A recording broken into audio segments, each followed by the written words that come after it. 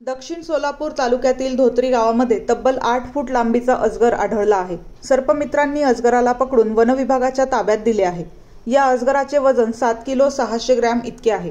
धोत्री येथील गोकुळ शुगर कारखाना परिसरात असलेल्या वनविभागाच्या जागेत कारखान्याचे कर्मचारी विद्रवान गजधाने हे उपहारगृहात जात होते। त्यावेळी त्यांना काहीतरी हालचाल करत असल्याचे दिसून आले। जवळ जाऊन पाहिले असता तो अजगर असल्याचे त्यांना दिसले। धोत्री तालुका दक्षिण सोलापूर येथील गोकुळ शुगर कारखान्यामध्ये रविवार दिनांक 19 ऑक्टोबर 2025 रोजी सायंकाळी ठीक 8 वाजता अजगर साप आढळलेला आहे।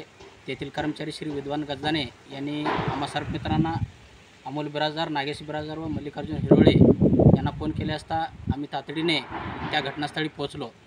घटनास्थळी पोहोचल्यानंतर 15 मिनिटाच्या अथक परिश्रमानंतर त्या अजगर सापाला आम्ही सुरक्षितपणे रेस्क्यू केले।